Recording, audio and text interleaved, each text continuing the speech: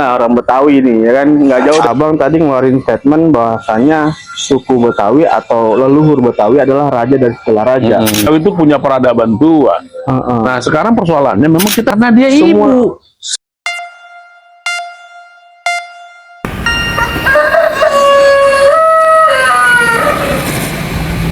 Guys, kali ini kita mampir ke rumah Betawi yang mengerti sejarah tentang Betawi, khususnya Jakarta nih guys. Let's go! Assalamualaikum. Waalaikumsalam. Alhamdulillah. Nih kita udah siang-siang nih. Kemarin kita ngevlog rumahnya Bang Sekjen malam-malam. Ada request datangnya siang-siang. Nah, ini saya datang siang-siang nih di rumah gede Bang Adit, ya kan? Nah, assalamualaikum Bang Haji. Waalaikumsalam. Alhamdulillah. Ini mampir lagi nih kita. Iya. Ayo Bang, ya Bang. Ini rumahnya nih. Tempat bisa buat kumpul-kumpul, ngaji, pengajian sama sanggar seni, Bu. Di sini nih. Oh, lihat. Inilah orang Betawi nih, ya kan? Nggak jauh dari ulama sohor semua nih. Itu NU. Nah, alhamdulillah. Wah, ini nih. Tekonya aja udah teko apa ini namanya nih? Teko jadul.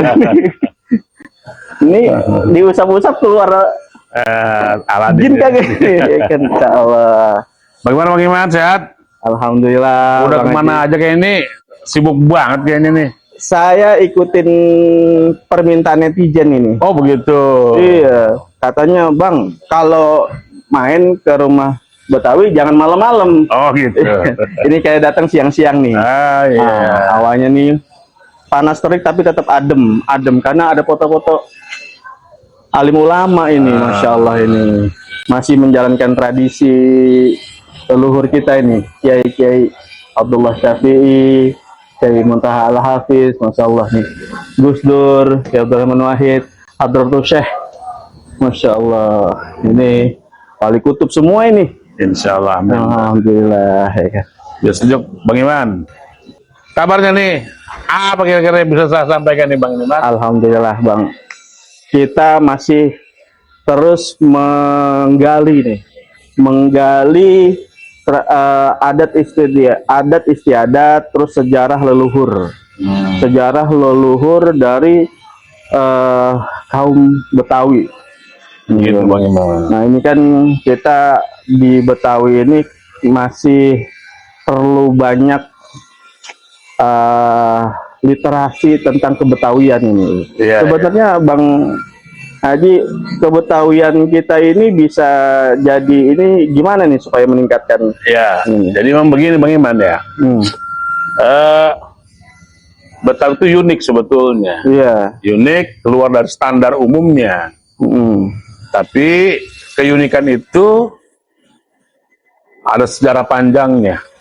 Walaupun kita agak susah mencari literaturnya ya, referensi tentang posisi orang Betawi.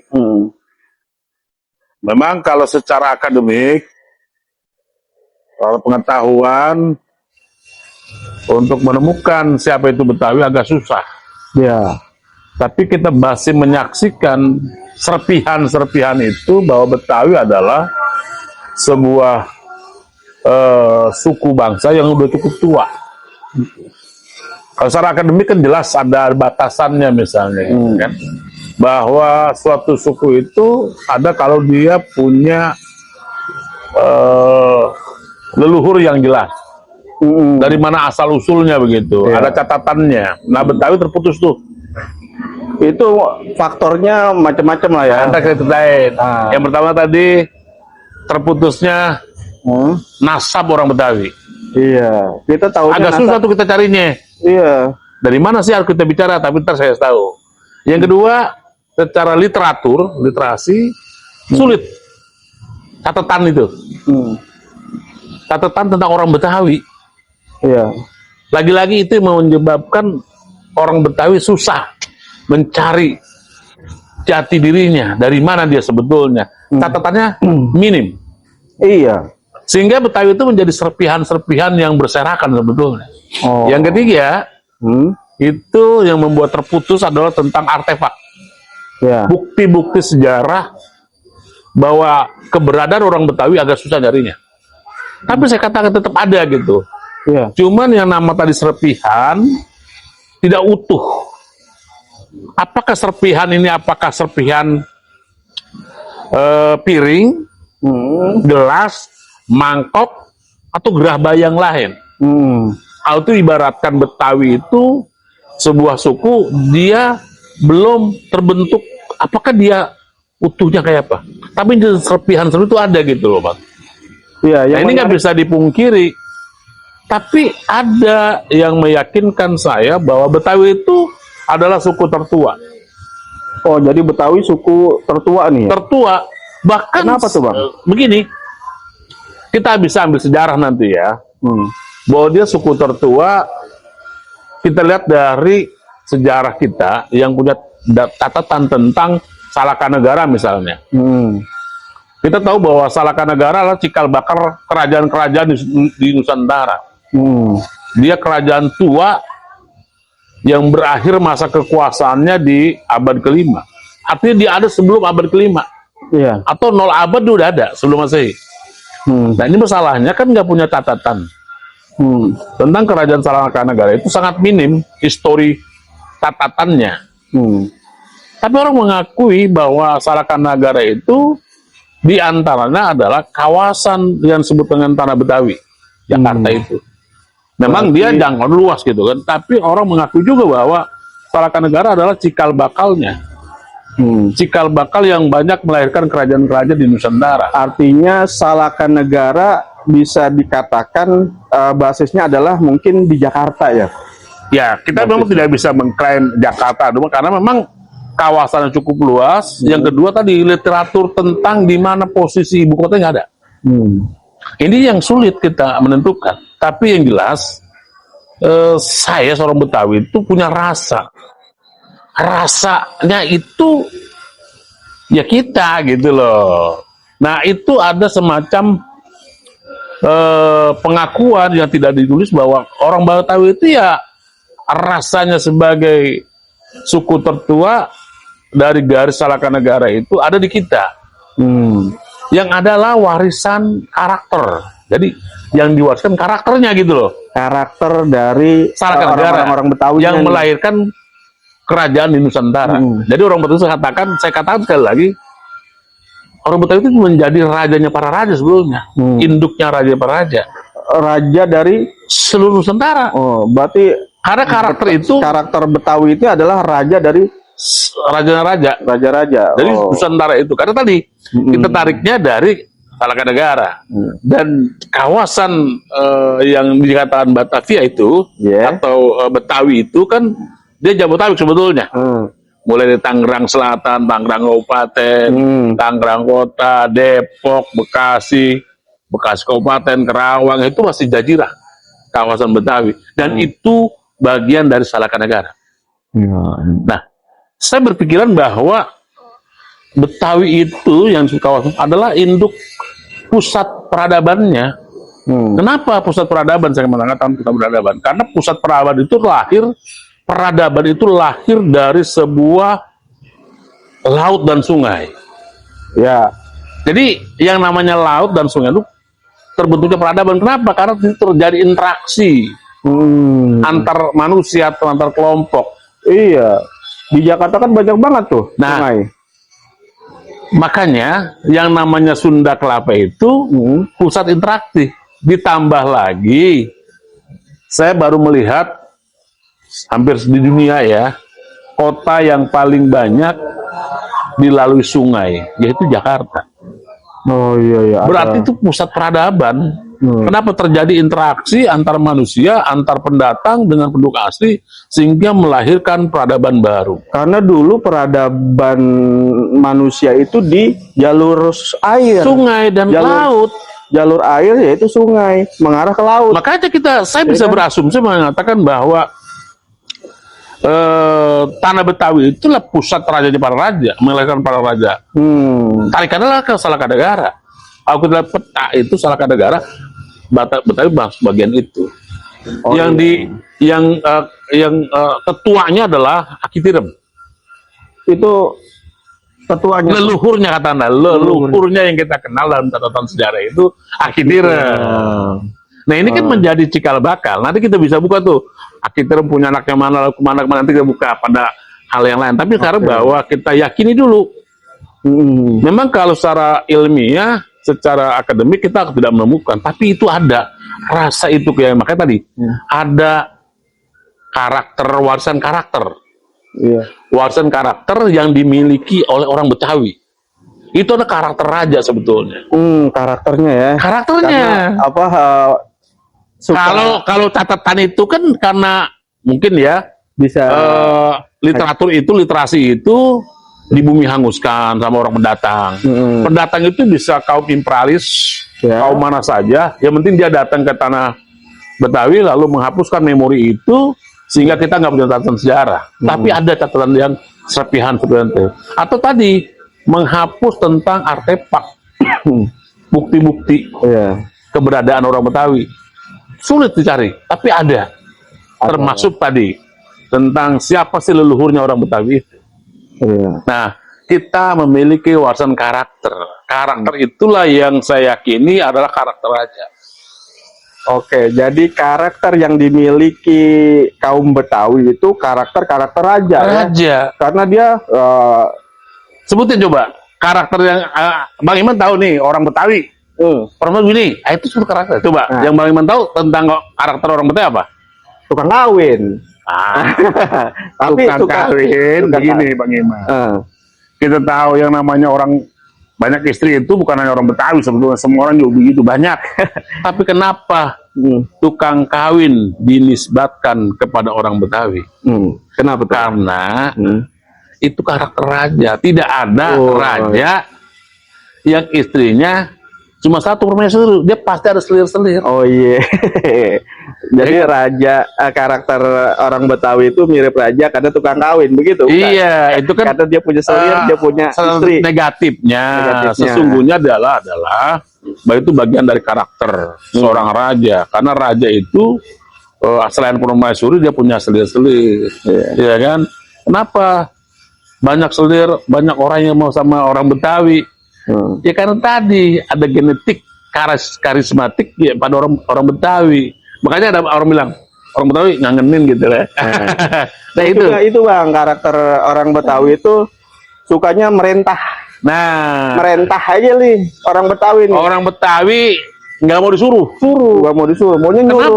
Kenapa mau nyuruh? Karena raja, nggak ada raja disuruh-suruh. Raja itu pasti nyuruh. Dan nggak mau diperintah. Jadi orang Betawi nggak mau disuruh ya? Nggak mau disuruh. Maunya nyuruh ya? Nyuruh. Walaupun dia miskin, aja, ya kan? dia kere, pantangan disuruh. Karena karakter tadi, turunan dari serpihan-serpihan yang... Kenapa dia juga mau disuruh? Nggak mau disuruh, maunya nyuruh, itu bentuk independensi dia. Kemandirian, walaupun dia susah, gua nggak mau disuruh, karena gua raja. Gua susah, harga diri gua. Jadi itu karakter yang masih melekat di kaum Betawi. Diterima, faktanya begitu. Apalagi Bang Iman. Misalnya orang Betawi apa? Kalau ngomong, nyablak aja, asal goble, nggak mikir orang tersinggung kagak. Betul. Tapi kan ini kagak dendam. Enggak benar. Karena raja itu nggak ada ngomong bisik-bisik. Yang bisik-bisik hulu balang. Raja ngomong apa adanya, nggak mikir tuh sakit apa kagak. Yang penting habis ngomong mah raja kagak nggak dendam. Tetap dioyomin, diopenin. Makanya orang Betawi ada semacam apa namanya pepatah, lu jual gue borong. Jangan sakit hati kalau orang Betawi ngomong. Ngomong. Karena tuh nyablak aja, gitu kan. Tetap. Makanya baik hati. Karena dia baik hati, itu berbagi. Karena raja, raja sekeras apapun, tapi kalau ada rakyatnya susah dia tetap bantu, ya kan? Itu. Saya menarik tadi tuh Bang, bahwasanya orang Betawi itu adalah raja dari segala raja. Itu pengertian raja dari segala raja itu maksudnya gimana? Ya begini Bang, mungkin untuk kekinian tidak tepat, tapi karakter-karakter itu menunjukkan dia rajanya para raja. Pertama tadi tentang histori bahwa Salaka itu Betawi adalah bagian dari Salaka Negara. Itu kan ada kawasan namanya kan, yang kita belum tahu di mana posisi ibu kotanya dan begitu. Yang jelas kita mengenal Akitirem. Siapa sih di atasnya Akitirem? Nah, siapa tuh Bang? Orang Betawi itu menjadi apa ya? Zaman Ki Benen itu, Ki Benen. Jadi Ki Benen itu Ki Benen kan biasanya kalau leluhurnya orang Betawi itu. orang Betawi kalau misalnya ditanya, lo lahir zaman kapan lo? Ki Benen. Nah, zaman Ki Benen. Ya kan? Nah itu jadi itu istilah atau apa nama ya leluhur begini, itu? setiap ada sebutan, ada barangnya, ada makhluknya. Oh, Ki itu kan panggilan tetua, orang tua itu Ki. Tadi contoh, yang di dalam catatan ada itu kan baru Kitirem. Tapi di atas Kitirem nggak ada, nggak mungkin dia ujuk-ujuk ada. iya. Nah Kitirem ujuk-ujuk ada, nggak mungkin. Berarti ada di atasnya, di atas Kitirem yaitu Ki Benen. Iya. Masa lalu yang nggak punya catatan, tapi orang mengakui. Iya. Jadi Kapan lo dari mana? Sejak kapan lo ada? Wah, sejak Ki Benen gue udah ada. Jadi artinya tokoh yang lampau itu namanya Ki Benen gitu Ki ya. Benen di atas Kitirem tuh. Karena kan kita sering bilang kalau misalnya orang budek lu kayak bolot. Berarti kan bolot padahal orang sosoknya ada bolot ya kan. Lu budek banget kayak bolot gitu kan. Berarti ini emang ada tokohnya ya. Ada tokohnya. Gitu. Cuman Jadi kita tidak bisa menggambarkan. Karena tadi kita juga nggak bisa gambarkan dalam tulisan, dalam catatan kayak bentuknya apa. Jangankan itu ya enggak. Kita jangankan catatan dengan Ki Benen, Akitirem dan selanjutnya agak susah tentang Betawi. Kita pasti perdebatan pasti. soalnya gini Bang, ini kan Abang tadi ngeluarin statement bahwasanya suku Betawi atau leluhur Betawi adalah raja dari segala raja. Sedangkan di Nusantara ini raja kan banyak banget Bang. Ada Raja Brunei, ada Raja Jawa, ada Raja Tarumanegara, Sriwijaya. Nah, ini kan semuanya ada catatannya nih Bang. Iya. Ini kan, tapi emang sih kalau kita lihat beberapa peninggalan banyak Raja Gowa, Raja Tidore itu pernah berkunjung ke Batavia. Jadi gini Bang, jadi saya katakan tadi, ini yang tercatat bahwa kerajaan tertua di Nusantara itu diakui.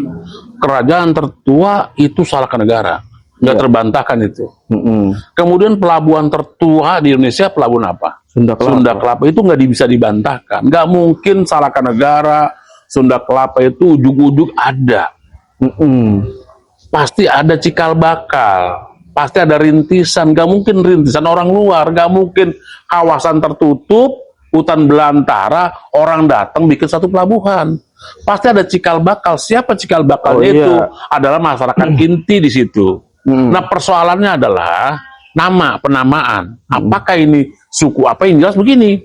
Pada hari ini yang namanya kota Jakarta, masyarakat intinya adalah suku Betawi. Itu fakta juga. Iya, kita kan. Dan abang harus tahu kalau hari ini Jakarta ulang tahun ke 499, besok 5 abad itu bukannya ulang tahun Betawi, itu Jakarta pada saat runtuhnya. Ya enggak? Batavia. Nah, itu. Nah, runtuhnya Sunda Kelapa yang pada saat itu dikuasai oleh Portugis, diambil alih oleh Fatahila. Itulah baru dihitung 0 tahun kelahiran kota Jakarta, bukan Betawi, Bang. Padahal jauh tahun sebelum itu kan abad 18. Sedangkan Salaka Negara hadir tahun 0. abad kelima. Tahun kelima, 500. Berarti 5 itu bubarnya Salaka Negara, masuk kerajaan-kerajaan baru. Nah, Salaka Negara itu kawasannya adalah diantaranya adalah kawasan Betawi. Dan orang mengakui hanya ada 2 pelabuhan terbesar di kawasan Salaka Negara yang namanya Sunda Kelapa, Suma Karanghantu. Iya. Sekarang yang masih bertahan itu adalah Sunda Kelapa, dan luar biasa perkembangannya. Itulah cikal bakalnya. Nggak mungkin orang ujuk-ujuk datang ke Sunda Kelapa membentuk pelabuhan. Yang membentuk itu pasti masyarakat inti, membuka dulu. Nah, di sini transaksi. Ada apa namanya pertemuan antar manusia, antar kelompok. Artinya nih Salaka Negara mungkin dari Banten juga ya. Kan tadi ada pelabuhan Karanghantu tuh, Karangwatu. Iya, nyambung, Mbak. Tapi persoalannya adalah kembali pada saat itu peradaban lahir, laut dan sungai lahirnya. Nah, sungai di tanah Betawi itu ada 13 aliran. Iya, ada Artinya itu pusat peradaban. Dan pantainya landai menjadi pelabuhan. Sehingga siapa saja mau datang ke situ. Coba bayangkan, Bang. Era Belanda itu abad ke-18, 19. Belanda saja mendirikan kongsi dagang terbesarnya, katakanlah konglomerat, itu kantor pusatnya di tanah Betawi, Bang. Iya. Itu POC. Itu kalau bukan strategis, nggak mungkin dia bangun di sini.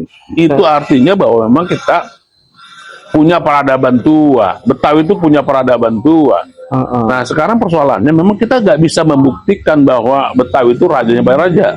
Tapi rasa itu ada. Di mana rasa itu? Karakter tadi Bang katakan. Kenapa karakter yang tadi kita sebutkan itu? Misalnya karakter susah diatur, karena dia biasa ngatur. Kenapa ngomongnya keras, asal gobleh? Karena dia raja, nggak mungkin bisik-bisik. Ya kan begitu? Karakter. Dan yang itu semua ada di orang Betawi. Itu. Betul. Orang nggak ada, Bang. Mohon maaf ya, suku lain nggak begitu. Iya. Nggak mau disuruh, biasa nyuruh gitu kan. Rumahnya, Bang, orang Betawi terbuka. Karena dia biasa nerima tamu, nerima rakyatnya untuk mengadu, berkeluh kesah gitu loh. Iya. Orang Betawi bukannya malas, Bang, dan pengangguran. Dia raja. Dia biasa nyuruh orang kerja. Benar. Dia bukannya nerima gajian, Bang, orang Betawi. Nerima setoran. Iya. Misalnya kontrakannya banyak. Kontrakan mana setoran, bukan gajian. Orang-orang mau butuh gajian, kita nggak butuh gajian. Iya.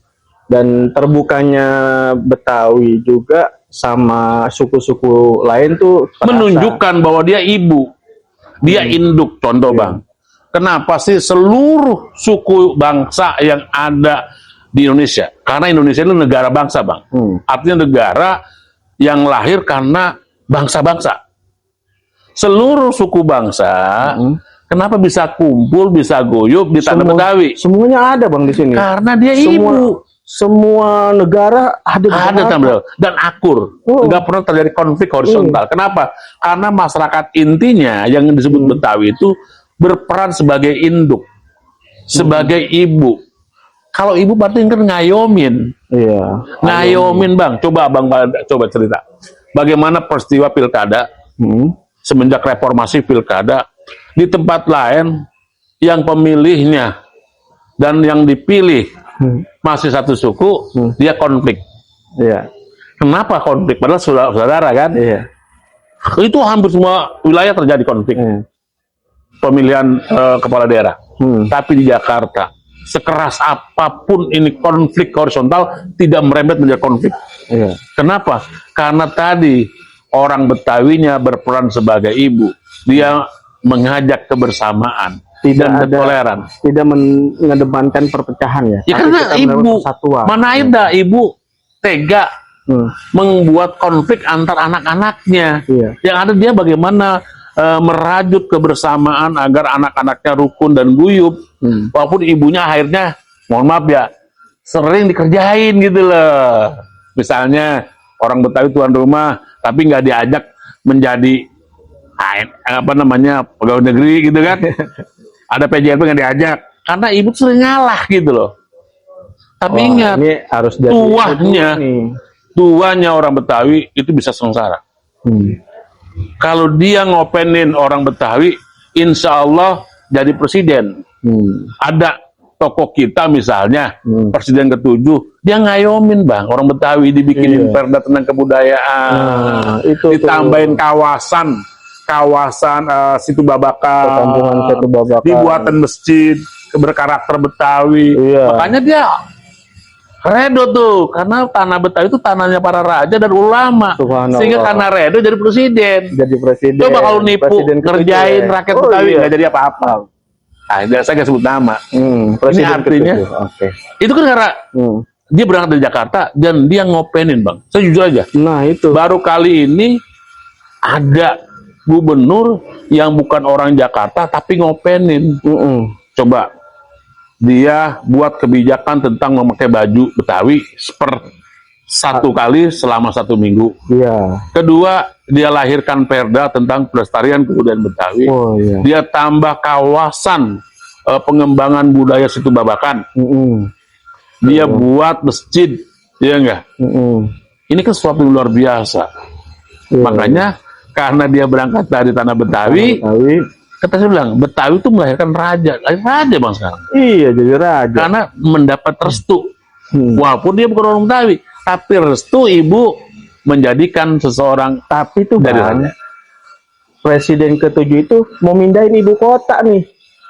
Ibu kotanya ke Kalimantan.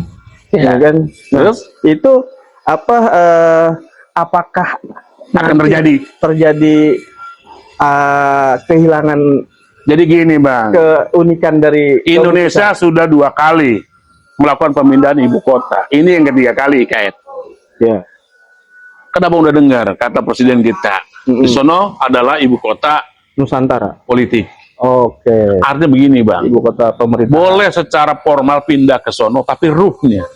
Penting ruhnya, Bang. Tetap Jakarta ya. Tetap Jakarta. Tetap Betawi ya. Tetap Betawi ruhnya, Bang. Iya. Ruhnya itu nggak mungkin ditinggal. Makanya ada yang bilang menggagas begini, ibu kota Jakarta itu ibu kota bisnis misalnya. Ya, Tapi ibu kota ekonomi. administrasi di IKN. Oke. Kalau kata Pak Prabowo, ibu kota politik di sono. Ya silakan aja, tapi saya meyakini bahwa ruh sebagai ibu kota negara itu gak akan pindah dari tanah Betawi. Iya. Tapi kalau melihat sejarah ke belakang juga, selain sebelum negara Indonesia ada, semua pemerintahan itu pusatnya juga di Jakarta ya. Iya. Di Batavia ya. Batavia. Zaman Portugis. Tadi abang bilang zaman kerajaan. Semua di Jakarta. Itu ciri ibu sebetulnya, karena dia mengayomi siapa saja, diayomi, dilindungi. Maka saudara-saudara kita yang tinggal di Jakarta mau dari suku manapun, dia merasa tenang, merasa terlindungi.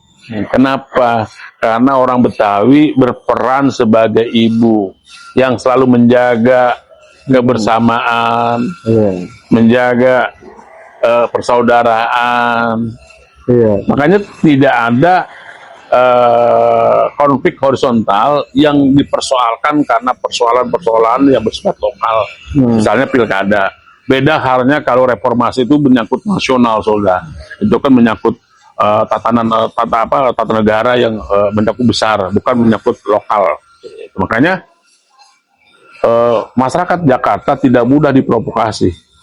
Kuncinya bukan pada saudara-saudara kita yang pendatang, bukan. Kuncinya di masyarakat Jakarta sebagai inti masyarakat Betawi, dia tidak terprovokasi. Dia punya kesadaran terhadap tata politik di kota Jakarta. Begitu, Bang. Wah, keren banget nih. Para penonton semua di rumah. Ngobrol sama Bang Sekjen Bamus Betawi dan Ketua Umum Seniman Intelektual Betawi nggak ada habisnya. Ya. Kita bisa subuh baru kelar, ya kan. Tapi tetap kita akan gali terus ilmunya, ya kan, pengalamannya sama wawasannya tentang kebetawian. Ya, nanti kita sambung lagi. Oke? Terima kasih. Assalamualaikum warahmatullahi wabarakatuh.